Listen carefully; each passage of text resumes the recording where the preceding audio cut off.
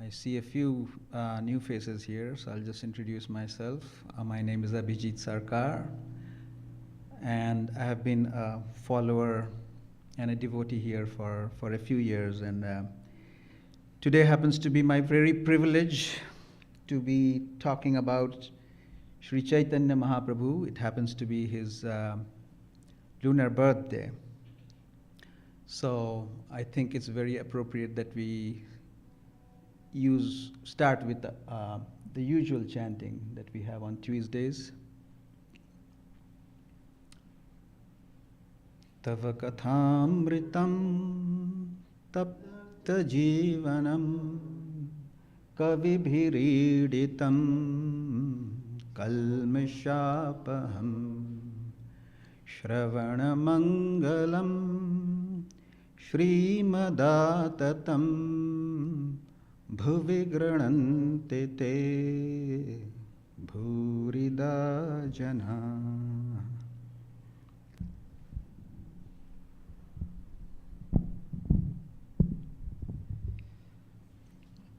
So we have been hearing about Chaitanya Mahaprabhu, those who are followers of Sri Ramakrishna.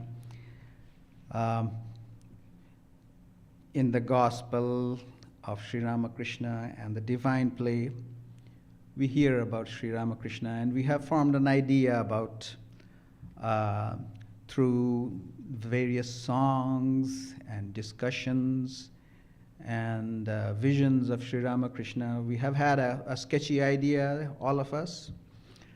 But question is, do we have like a comprehensive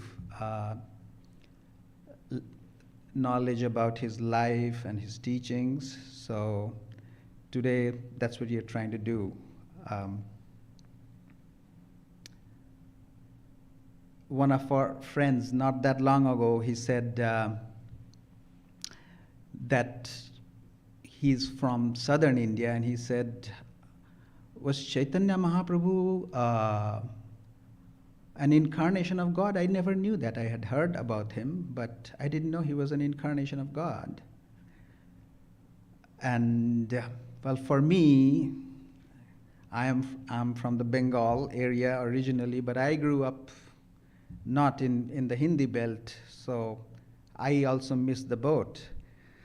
But I remember, maybe I was 8 or 10 then, my father had, in a passing reference, brought about the name of Sri Chaitanya Mahaprabhu, and I don't remember the context, but I remember he said the name Chaitanya Mahaprabhu, and then the way he said it, and I don't know, maybe something to do with the name itself, it kind of brought chills in my awareness. And I remembered that, and I just now, as I was preparing, I remembered that the feeling that I had. So today, as we continue with this discussion, I'd like to think about what it means to be an incarnation. Not that long ago, Swamiji talked about what's an incarnation, whose awareness is God. God from inside just happens to have a human body. But coming to think about it, we also hear that we are all God from inside, have a human body. So what's the difference? What makes an incarnation? Someday we will have realization that we are God, but does that make us an incarnation? So that's not the topic of the discussion, but maybe as we go along, we can keep in mind and draw a check in our mentally, like, okay, what's an incarnation of God?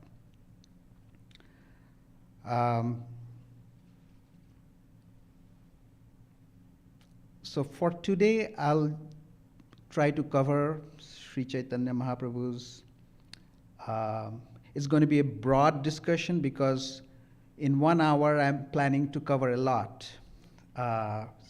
His life, teachings, and philosophy. So you can have a series of lectures on each of these. So hopefully the discussion would be not just so broad that it becomes dilute. So we'll see where we go with this.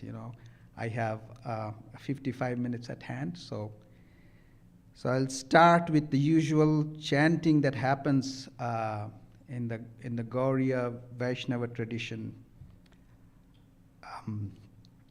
Bhaja Gaurango, Kaho Gaurango, Laho Gauranger Naam Re, Jai Jana Gaurango Bhaje, Se hoy Amar Pran Re, Bhaja Gaurango, Kaho Gaurango. Let's all adore and sing and take the name of Gaurang. Whoever takes his name in this manner is so dear to me. So, Gauranga. Gauranga is the original name because he had the complexion of his skin was like gold, like shining gold. So he was called Gauranga. The other name he had was Nimai. Nimai because he was born under a neem tree. So both of these names were not his formal name. His formal name is not used at all. His formal name was Vishwambhar Mishra. So let's start from the beginning, where and when. So Chaitanya Mahaprabhu, he happens to be a contemporary of Christopher Columbus. Anybody heard his name? And what's the birthday of Sri Ramakrishna? February 18th? 1836. So what you see, he was born, Chaitanya Mahaprabhu was born February 1486. So Thakur had passed away in 1886. And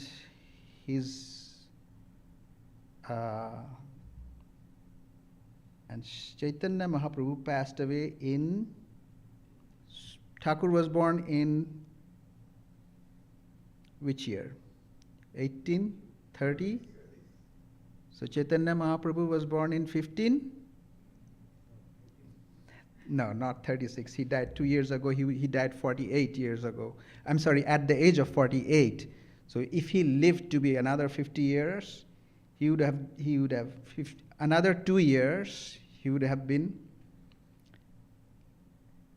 1536, but he passed in June 14th, 1534, at the age of 48.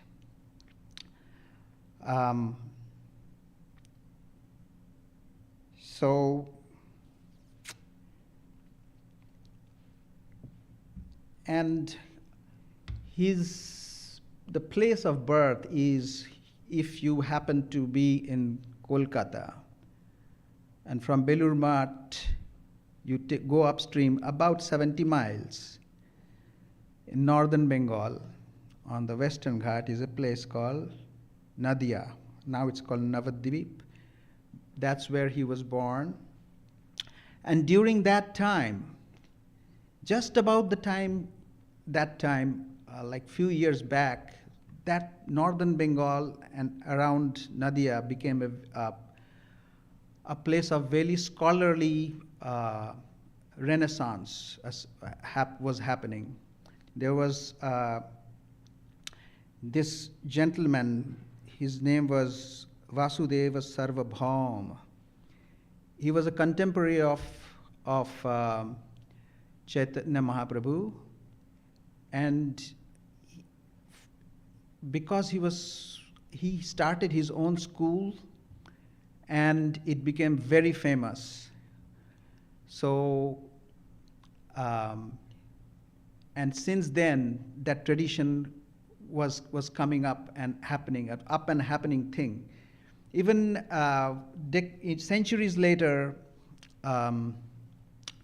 during Sri Ramakrishna's time, you hear Narayan Shastri, one of the scholars, if you remember, he had gone to northern Bengal because he had all the five darshanas, all the five school of philosophy, but he wanted to learn more about Nyaya, the logic school.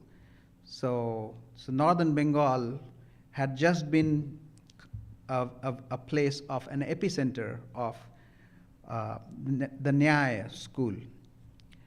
So Chaitanya Mahaprabhu, he was a very sharp kid, and he was inclined to become a scholar. At the age of 16, he had started his own school. And soon he became famous enough that that's what happens with scholarly people. Some other scholars see you getting famous, they want to have a debate with you. So there was one such scholar named Keshav Kashmiri, who came and challenged him, and he got defeated. And so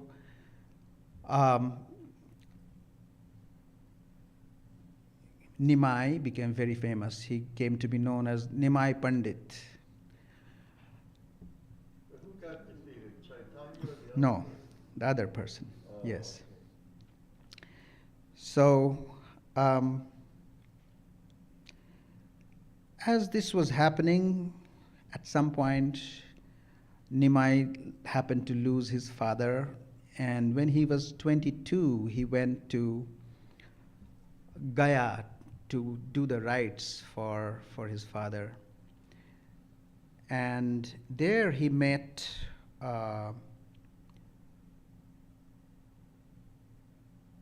his guru, Ishwar Puri, who initiated him with the Krishna mantra. And as he took the initiation, a great transformation happened in him. And suddenly, he started having all the symptoms, He would have tears rolling through his eyes, and he just no longer was he known as Nimai Pandit anymore. At that point, he wanted to go away to Vrindavan and such places. With great difficulty, his friends who were with him, they brought him back to Nadia. And everybody was stunned to see all these changes in him, because he was taking the name of Krishna and chanting the name of Krishna. All the young and old, many people who had raised him up, maybe 50 years older than him and disciplined him, they were swept away by his emotional moods. And soon enough, there became a following of Sri Chaitanya would start leading them into procession of taking the name of Sri Krishna. People from far and near came and started flocking around him, and before you know, people were enjoying in a flood of bliss the whole of Nadia. For 2 years, this just became more and more of a phenomenon. So as this was happening, that part of Bengal was under the Muslim rule. So the magistrate out there, who happened to be a Muslim, he was not liking this at all.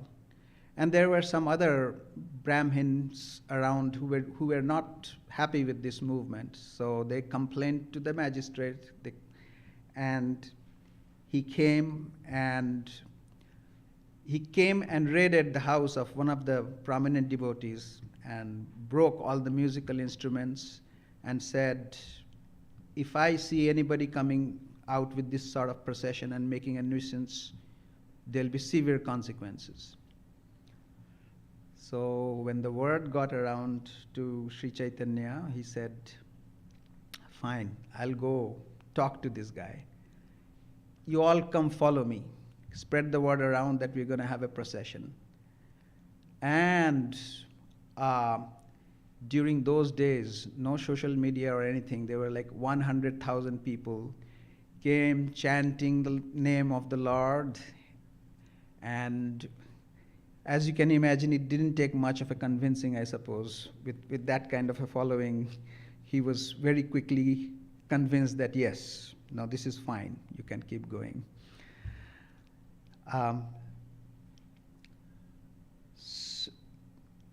Soon enough, there were many instances where people,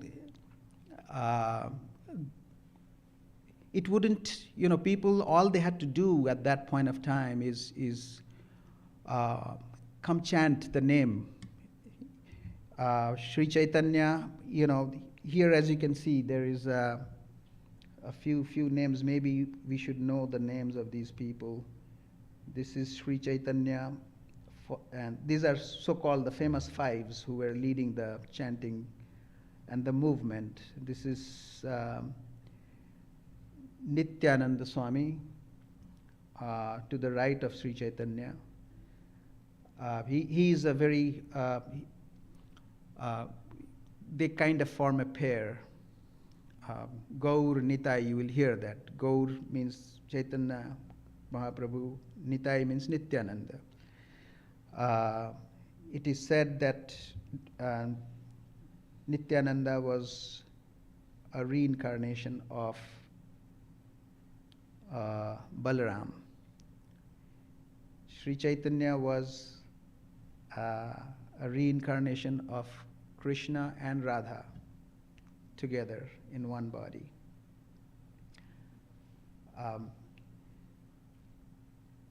So there was an example of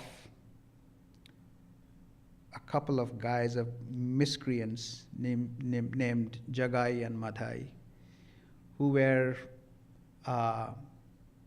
if you have some miscreants in the society, you just kick them out, right?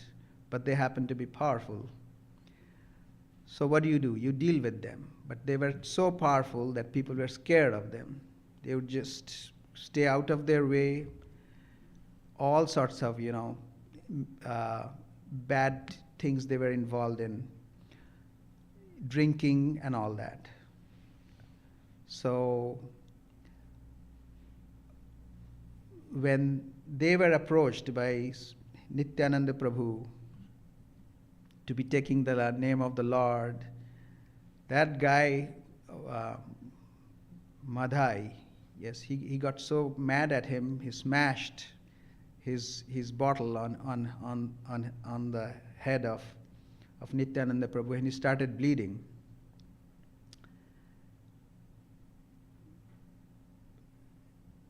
But Nityananda Prabhu, he would never get mad. For Nityananda Prabhu, he was he was kind of the, the driving force of this movement in a way. So, but that created such a repentance for them that next day they went and fell at the feet of Nimai, and Nimai said, well, I forgive the other guy, the Madhai,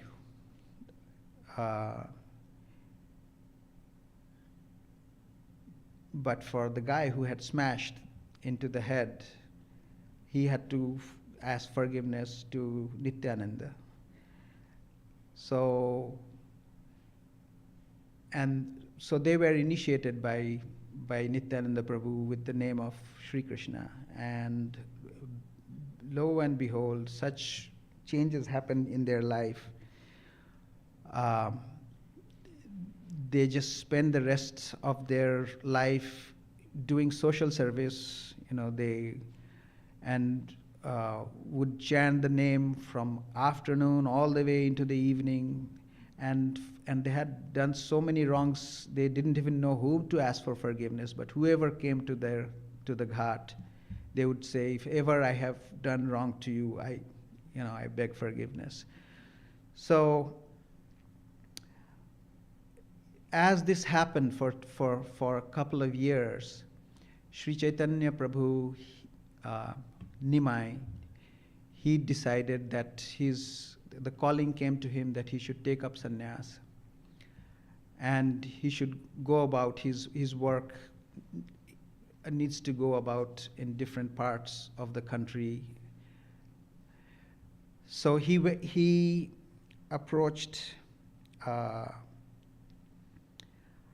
gentleman named Keshava Bharati to give him sannyasa. Now, Sri Chaitanya Mahaprabhu, or Nimai I should say, he was married by then. He had a loving wife. He had a loving mother. So he was asked to get the permission from them. His mother had only 2 children by then. The first one had already taken sannyasa quite a few years ago. And for her to lose was a very difficult situation. She didn't want to. But Chaitanya Mahaprabhu said, like, okay, but if I don't take, then I cannot live with this. She was convinced. She granted permission. But she asked, like, okay, if you take sannyasa, you cannot go wandering about all over the country. You go to Jagannath Puri. If you stay there, I'm fine with it. So Jagannath Puri happened to be a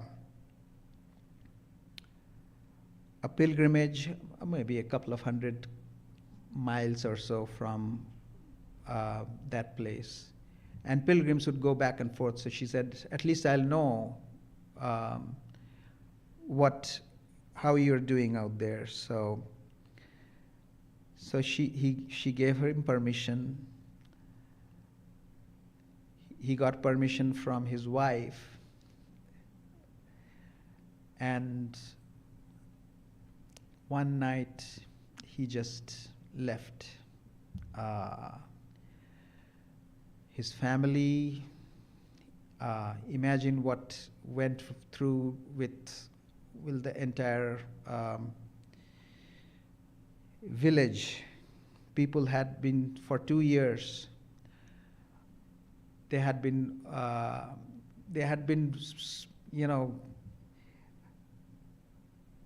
in bliss with just going about taking the name of the Lord. And suddenly, on one day, they realized that Chaitanya Mahaprabhu had left. So in this, there is a lot of parallels that get drawn about how Sri Krishna had left Vrindavan, and in spite of the fact that he was loved so much by the gopis and everybody in Vrindavan. So in this Gaudiya Vaishnavism, there is a lot of parallels, and you will see so many songs that are written in this mood. We recently had one read not that many days ago in the Gospel. So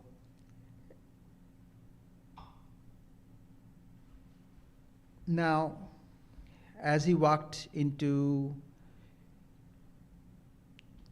Puri, now he is entering into the temple, and he's entering with the mood of Radha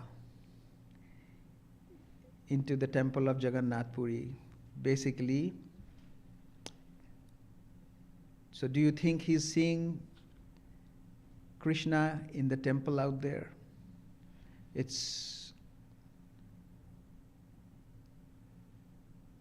And it's not just that he's in the mood of Radha, he is Radha. He is a reincarnation of Radha. So as he entered into the temple, he remembered, he recognized Krishna. And the Krishna looked back at him. And he said, "Here I am, and here you are. But where is our Vrindavan?" It reminds me of Sri Ramakrishna when he went to Vrindavan, and he was by the Yamuna river. He saw everything, the cows being herded by, and he cried out that here I am, and here is Vrindavan, but where is Krishna? So, saying thus, Sri Chaitanya, he forgot everything. He just saw himself and Krishna, and he started rushing towards Krishna. And as he was going, his state of his soul soared so high, he just fell unconscious there. And so that was kind of a breaking of the protocols. All the pandas, who are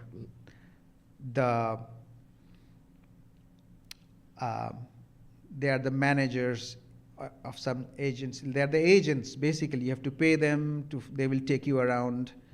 So they were mad that who is this guy? He's just following, he's breaking all the protocols. Then they started roughing him around. And in the temple was present none other than Vasudeva Sarvabhaum. And who was this Vasudeva Sarvabhaum?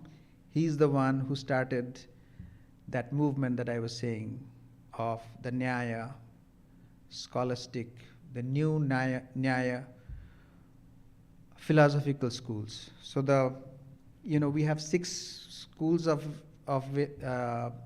philosophy in the Indian tradition, in Hinduism, like Vedanta being one of them, Sankhya being one of them. The school of philosophy of logic, Nyaya, basically Sarvabhauma had revived that school of philosophy, and from that time on, he started what is called the new philosophy of life. So he was not just a great scholar of his age, but of all ages. He's well known. When he saw this guy being roughed up by the pandas, and he saw, like, with such a young monk,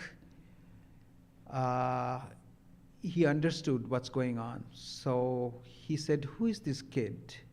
Such a young sannyasi. And why did he take up sannyasa so early?" And he was told, "Oh, he's called Chaitanya Mahaprabhu." By the way, when he took up sannyasa, he got the name Krishna Chaitanya. That was the name given to him. His sannyasa name was Krishna Chaitanya. So, which literally means Krishna consciousness, right? So you understand now the Society of Krishna Consciousness, ISKCON, is basically just like the society of Sri Ramakrishna is called Ramakrishna Mission. Like so ISKCON is named after Sri Chaitanya. It's his. The movement started from him. So it's not just limited to some parts of India now. The movement has moved on all over. So Vasudeva Sarvabhaum, that great scholar, he then had Chaitanya Mahaprabhu moved to his house, And he was surprised to find that he was also from Nadia. Sarvabhauma was himself from Nadia, but he had to move to Puri because he was getting into trouble with the Muslim rulers at that point. And the king of Puri, he had given him great honor, and he was happy to have him in his court. So when Chaitanya Mahaprabhu got back his consciousness, he was asked, like, why did you take up sannyasa so early in your life? And you took sannyasa from that place, Keshav Bharati. You could have gotten it from some much better place. That's not very well known, and you are into that Krishna chanting. That's fine, but you shouldn't have. I can help you do better. Why did you take up sannyasa so early? And Chaitanya Mahaprabhu said, all I care for is vision of God. So I did what I knew best, but you can teach me better. So he said, okay, fine. I'm going to have sort of spiritual retreat, 7 days of lectures going on. Why don't you attend all that, and then we'll take it from there? Fine. So for 7 days, he was listening to this Sarvabhaum giving commentaries on the Upanishads, and then there were questions and answers going on. Chaitanya Mahaprabhu would attentively listen to everything. After 7 days, he said, I have been noticing you. How come you were quiet? Either you understood everything or you didn't understand anything. What's the case? So he said, well, it's my duty as a monk to listen to you, and you asked me to listen, so I listened. But I understand all that you were saying. And if I may say so, you were complicating things very much. This is much simple than... and he was taken aback, like, really? So what do you think? What is your idea of what I was talking about? And Sri Chaitanya Mahaprabhu, he started talking. He had scholastic background, right? So he started giving reference and he started talking.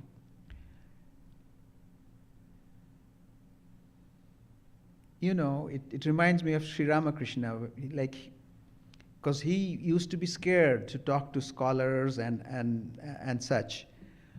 But when he started talking, he said all the scholars were all dumbfounded, because when mother started giving him oration, they were absolutely dumbfounded. So that was something like that. Sarvabhauma was like totally taken aback by what he was hearing, because what he was saying had so much power. But he was trained as a scholar, so if you say this, I'll say this. If you say this, I'll say this. So he started retorting. And when Sri Chaitanya, he started talking again. I mean, all these dialogues are well recorded, and it's worth reading about this, but I mean, of course, we don't even have the time.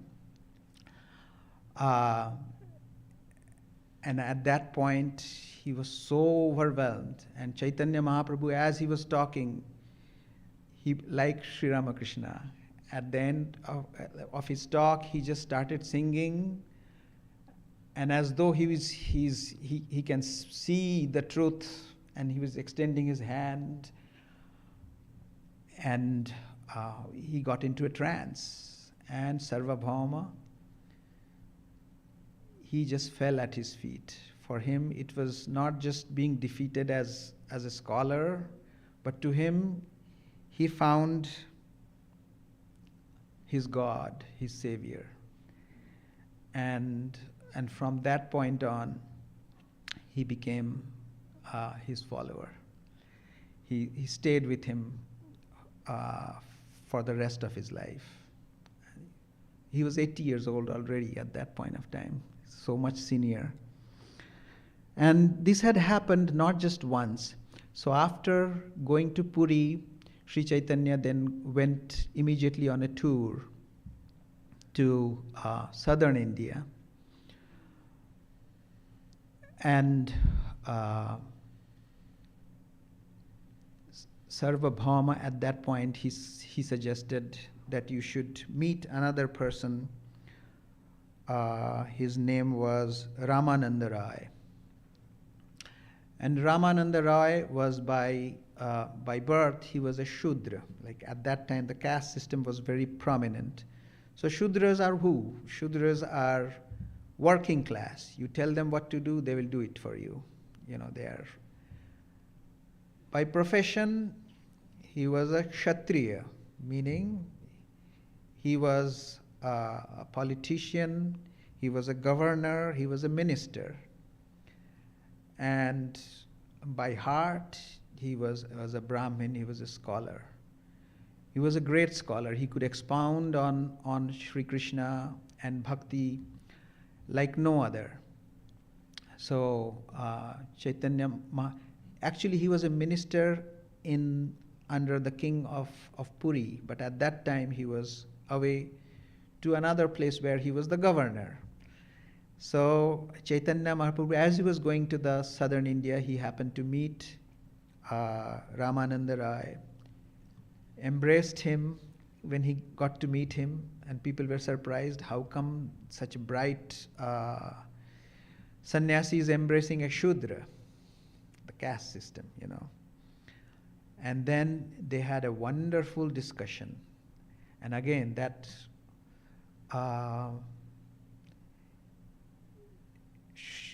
Sri Chaitanya Mahaprabhu sat as if he's a disciple. He wanted to hear Ramananda Rai.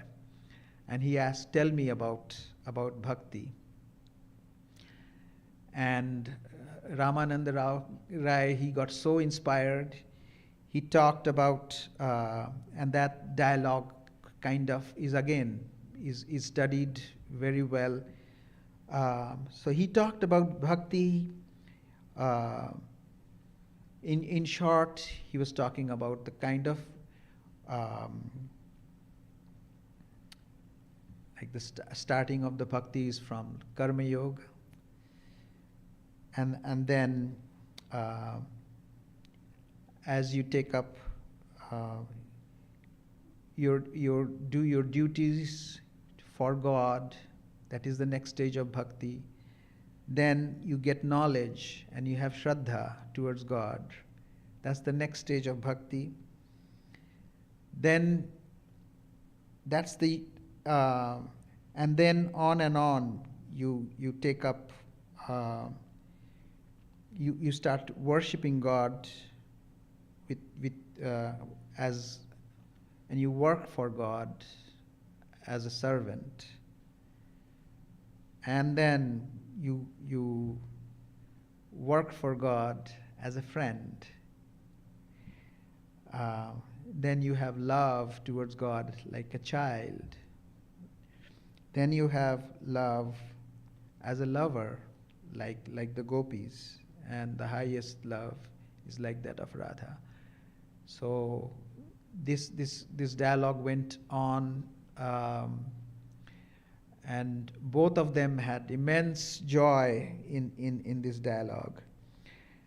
Next day, Sri Chaitanya met him again, and then again they had a little bit of back and forth. And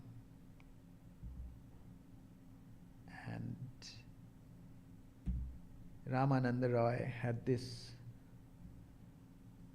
vision, and he is the only one who has seen this vision where Radha and Krishna, they both entered together into Sri Chaitanya. It is said that Sri Krishna wanted to know what is the feeling that Radha has towards me. I mean, he loved his devotees, but he knew like Radha's love towards me is something I don't know exactly what it is like. So a part of his desire was to know what it is. The bhakti and love that Radha has towards Krishna. So he took birth as both Radha and Krishna. So from within he had the consciousness of Sri Krishna, and outside, he was Radha. So all the moods of Sri Radha that were all manifested in Sri Chaitanya,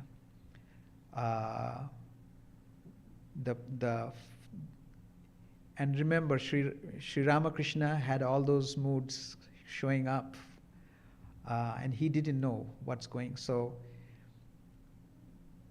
we say that what Sri Ramakrishna was experiencing with all that the signs of divine love was experienced. It's called what? The prema bhava, the highest bhava, moods bhava. Yes, that Sri Chaitanya manifested in full.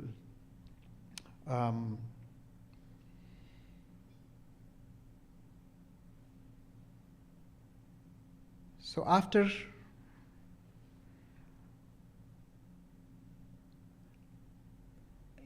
he came back from the tour of southern India, he wanted to go to Varanasi.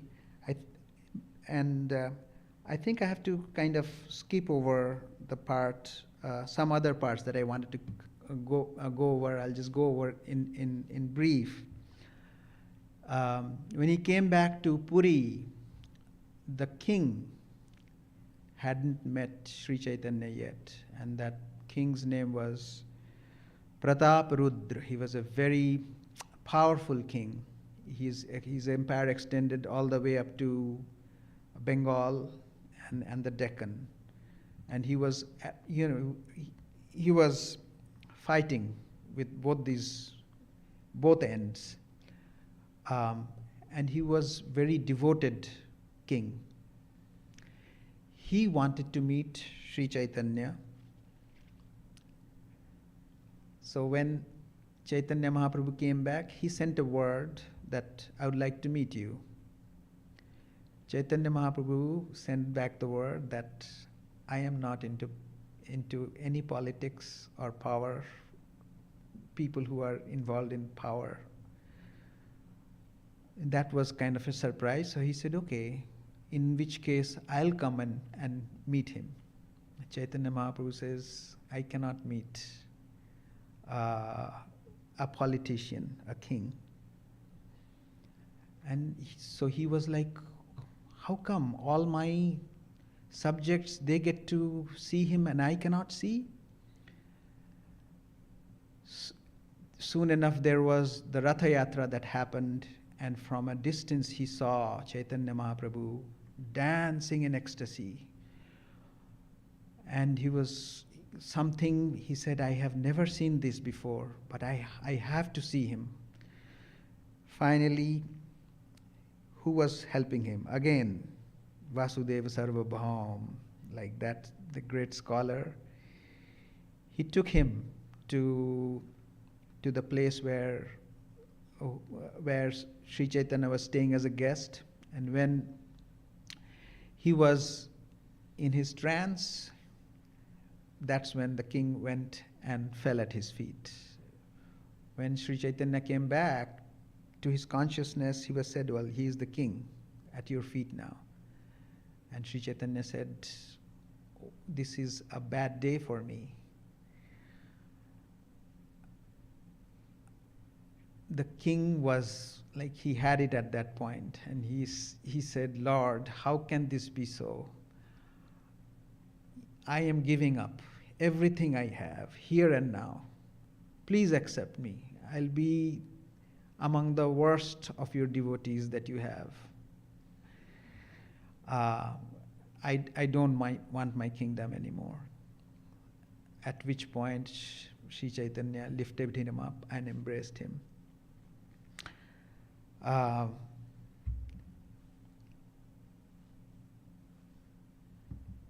Soon enough, it so happened that one of the devotees, his brother was sentenced to death. And word came to Sri Chaitanya, you have to talk to the king. He will listen to you. He'll probably pardon him. Chaitanya Mahaprabhu said, well, this is the reason I didn't want to get involved. I didn't want to get to know the king. But when the king heard that this case went up to Sri Chaitanya, he immediately forgave the person. Chaitanya Mahaprabhu, when he found that, he said, I have to leave this place. This is not going where I had apprehended, and this is a bad precedence. The king came down to him and said, if you leave, you have to take with me, or else I'm going to commit suicide. But anyways, the point I'm trying to make is, like, to that extent of renunciation, or that you can see Sri Chaitanya had, and of course the king had. All not only Chaitanya Mahaprabhu, he had all his followers were of remarkable qualities.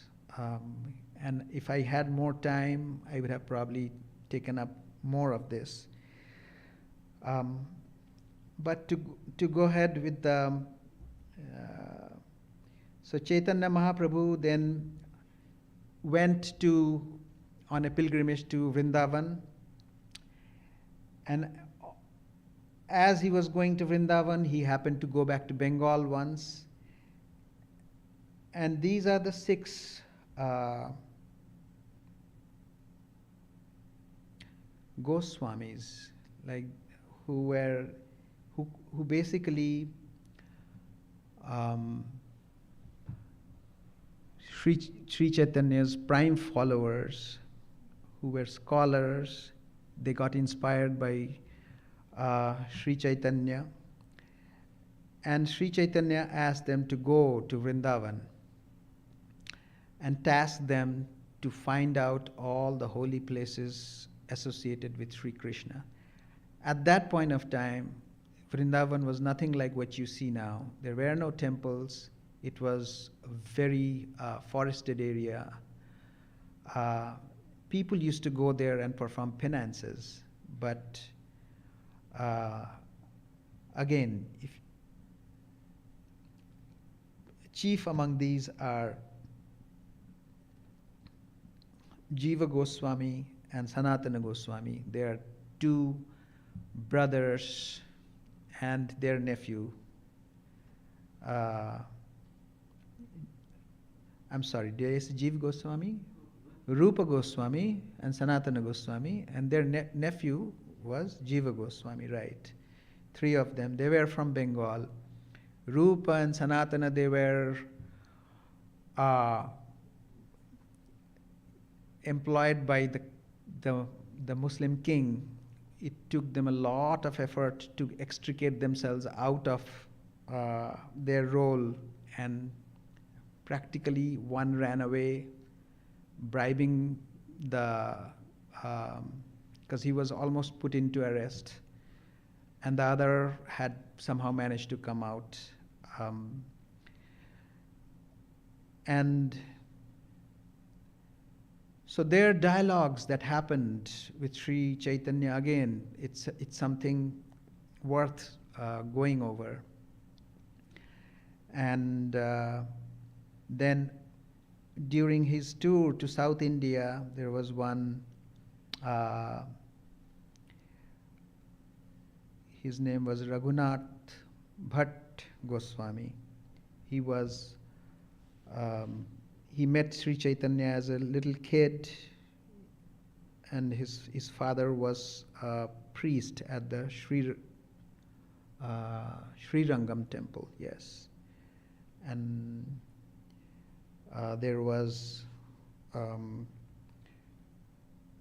Raghunath Das Goswami. He was also from Bengal, from a very rich family. If I get chance, I don't know if I will, but I'll try to talk about him a little bit. And there was another one from Varanasi. So all of these Goswamis carried on whatever teachings that Sri Chaitanya had given them, they expounded on them, and all the Vaishnava literature kind of follows from them. Chaitanya Dev, he didn't get to stay in Vrindavan. He came back to Puri. So from his age of 26 on to his until he was 48, he stayed in Puri, and he had higher and higher states of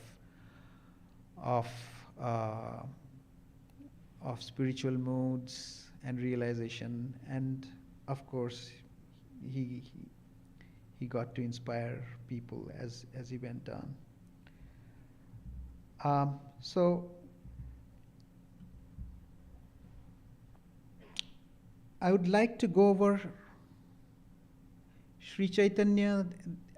Even though he had scholastic backgrounds, he was an expert in Sanskrit.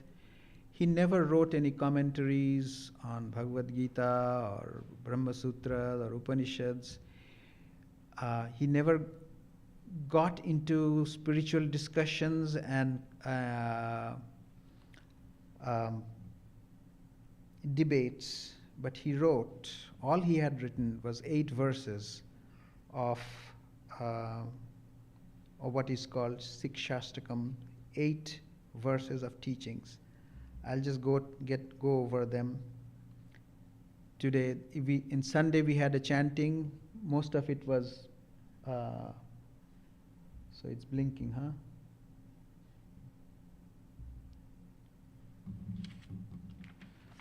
So I'm going to chant the Sanskrit. You will just see the English translation. So if you don't understand Sanskrit, good, because you will just read and you'll have the chanting on the background. Can you take care of this, Jitendra?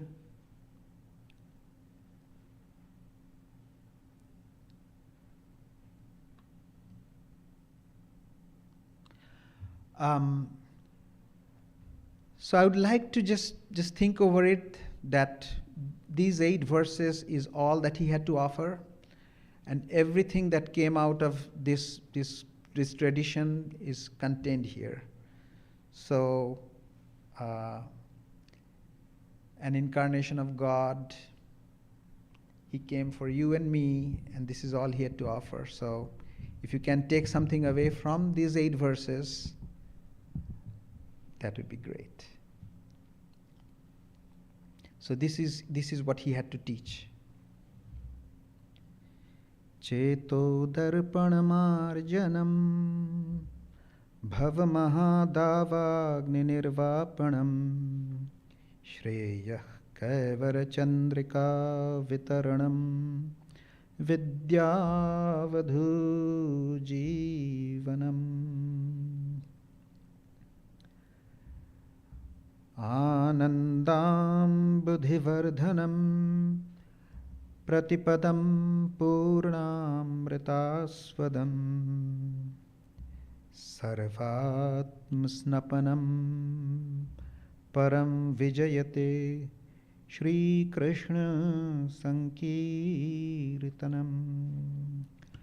So the verse 1 and 2 are basically the first stage of devotion, where you hear about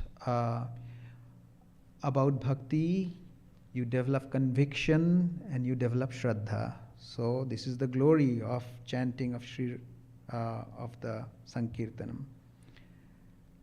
And same thing goes on in chant 2. So we are not going to have any commentary, but it's a good thing probably, because you just see the translations, it's like if I tell you a joke and tell you why it's funny, that's not a good situation. So you are a matured people, mature seekers. So the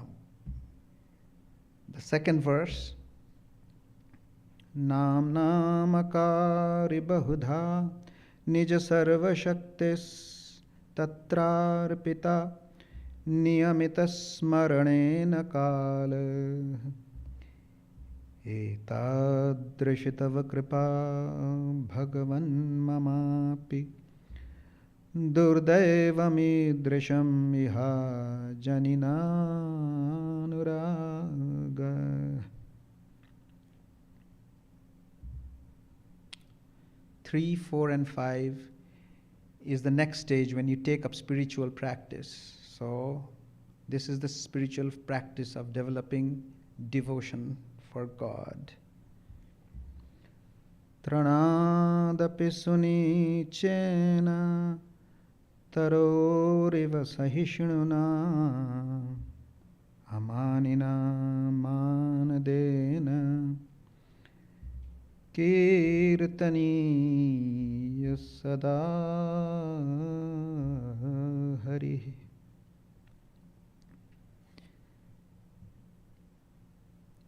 Number 4. न धनं न जनं न सुन्दरीं कवितां वा जगदीश कामये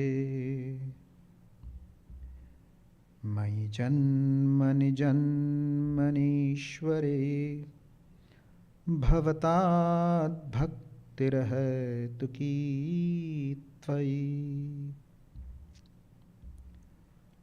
अयिनन्दतनुज किङ्करं पतितं मां विषमे भवाम्बुधौ कृपया तव पादपङ्कजस्थितधूली सदृशं विचिन्तय. So you kind of saw how the practices also develop as and the moods that go with it.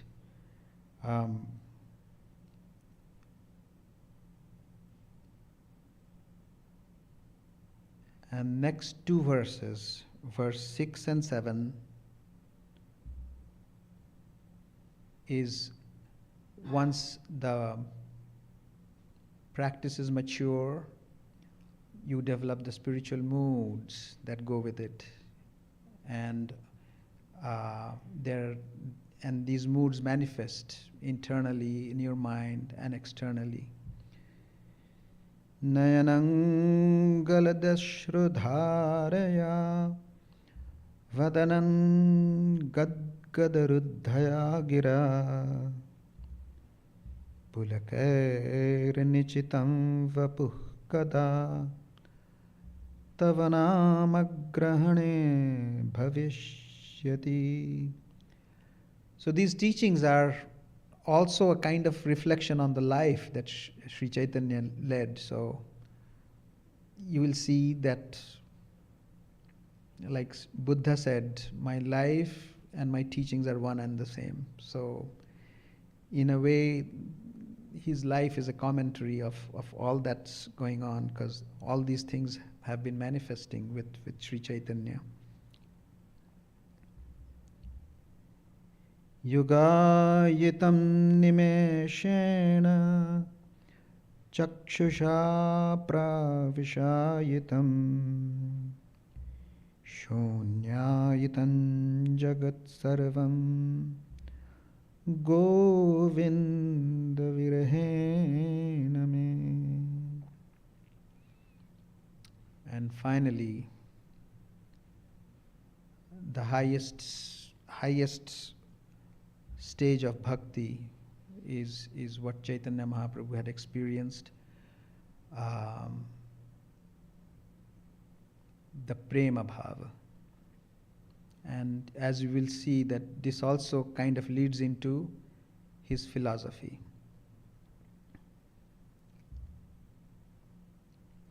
आश्लिष्य वा पादरतां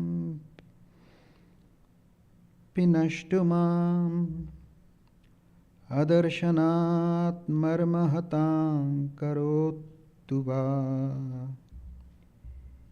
यथा तथा वा विदधातु लम्पटः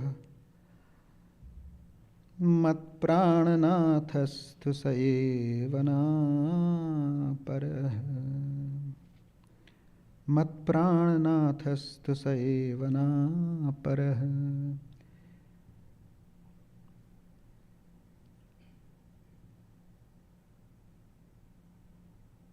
He is the Lord of my being. Verily, He is no other. So compare this with basically when I'm talking about his philosophy now. And what is philosophy is basically who I am and who is God and what's our relationship.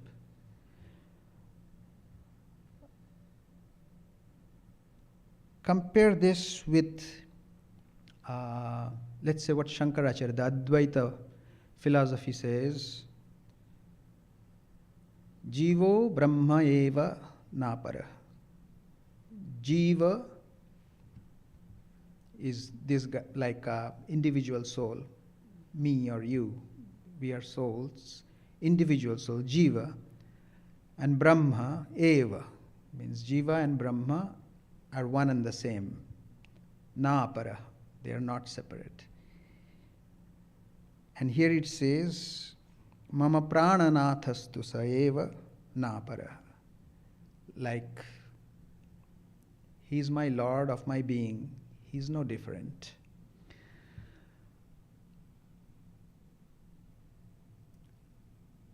So, I used to as kids, we used to kind of laugh at, or rather giggle or grin about that Sri Krishna had relationship with so many gopis, and is that fair? Is that okay? What was he? So I happened to go into the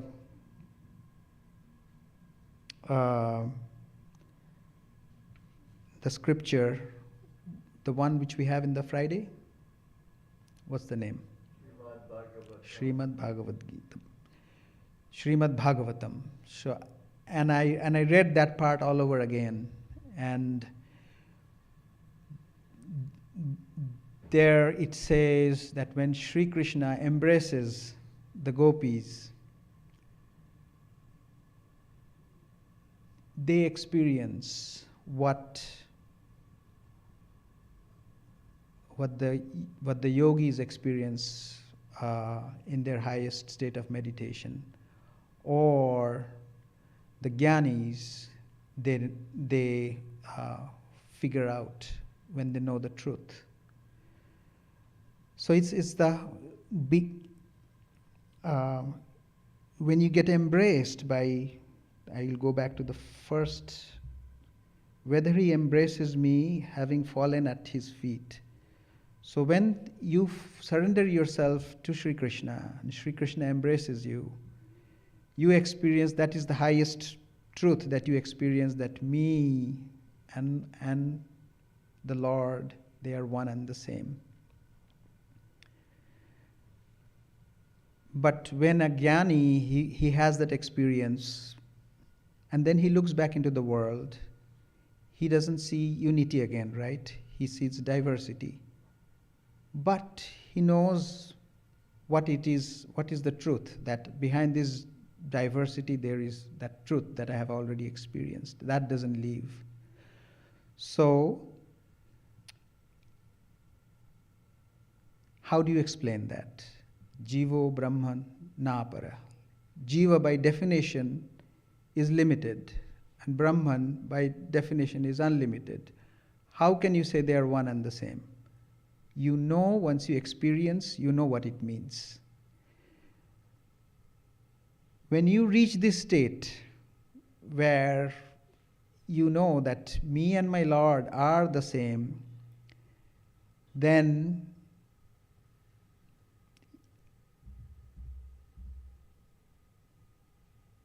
you know that uh, he continues, that you know that you and the Lord,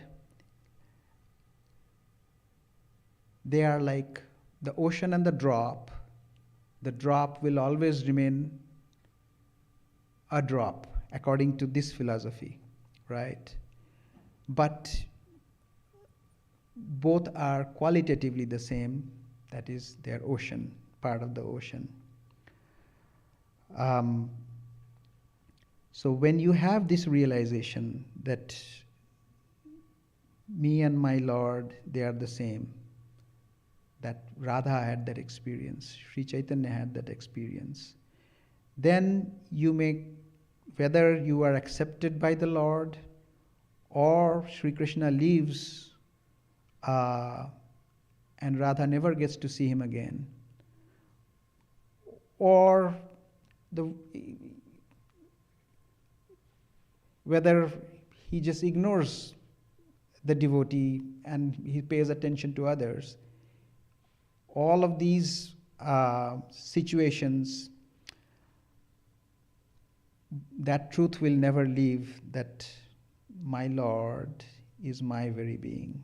Verily, he is no other. Me and my Lord, though always separated, we are the same. So it's called Achintya Bheda Bhed. Means you cannot explain how, this cannot be explained in words. You cannot think it the way through. If you, by the grace of Lord, you have that experience that Sri Krishna, by his grace, embraces you, then you know how me and Lord, even though different, they are one and the same, and that will never leave you. So that's the philosophy of the Gauriya Vaishnavism, and this is different from other varieties of schools of Vedanta. I think we are past the time I have taken up. I try to usually wrap up in time, but we should wrap it up today. If you have some questions, I'll take over. If not,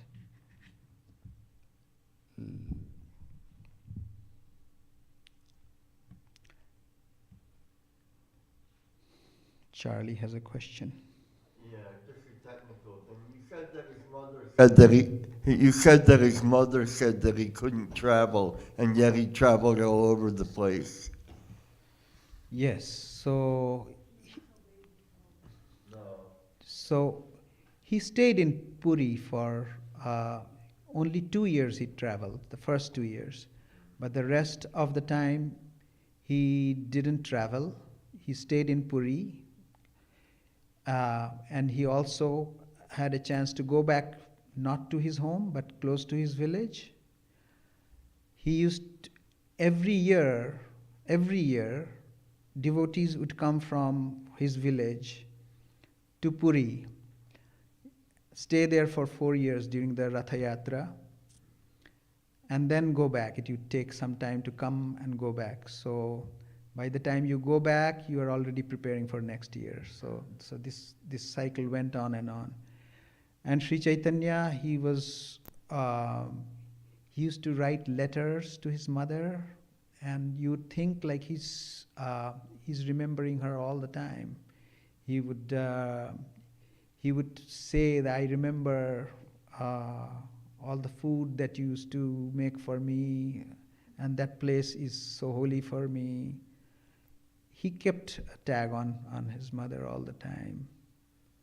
And we don't hear much about his wife. I mean, his wife apparently had met him when he went back to his village, not to his village, but close to his village, and she collected her sandals, wooden sandals, and she used to worship it for the rest of her life. She had an image built of him from the same neem tree under which he was born. And both of these are still present. If you go to Navadvip now, make a pilgrimage, you can see the same sandals and that image. Okay. So I'll just do the same chanting. Bhaja Gauranga, Kaha Gauranga, Laho Gauranger Naam Re, Jai Jana Gauranga Bhaje, Se hoy amar pran re, Bhaja Gauranga, Kaha Gauranga. Okay, so I'm supposed to make a few announcements. Yes. Next Sunday happens to be beginning of daylight savings? Yeah. Okay, so we spring forward 1 hour. There are no Friday classes while the Swami is away. Next Sunday, Swami Svarva Priyanandaji will be here giving a lecture on Sthita Prajna, stabilizing enlightenment. Right here, yes. Yes. 12th of March, Swami Sarva Priyanandaji will be giving a talk. What time? Same time, the Sunday talk. Okay. And next Wednesday, Prithvish Basu, he will be giving. Did I say? You said Sunday. No, I meant sorry. Next Tuesday, the 14th, March 14th, he will be talking on Sanctified by Sri Ramakrishna. That will be the first of the 2 of such lectures, right? And he's going to discuss the places that Sri Ramakrishna visited. All right. Closing prayer.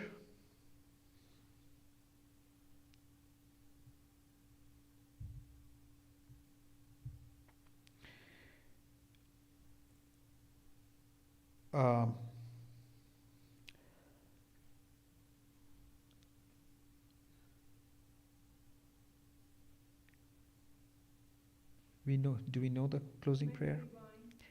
May the Divine, who is Father in heaven of the Christians, Holy One of the Jewish faith, Allah of the Muslims, Buddha of the Buddhists, Tao of the Taoists, Great Spirit of the Native Americans, Ahura Mazda of the Zoroastrians, and Brahman of the Hindus, lead us from the unreal to the real, from darkness to light, from death to immortality.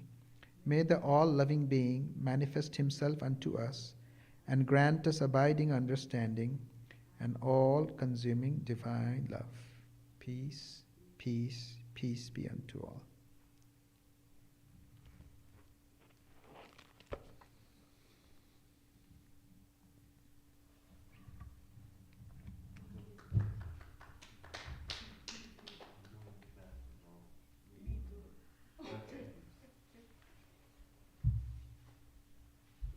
Guess we didn't need this after.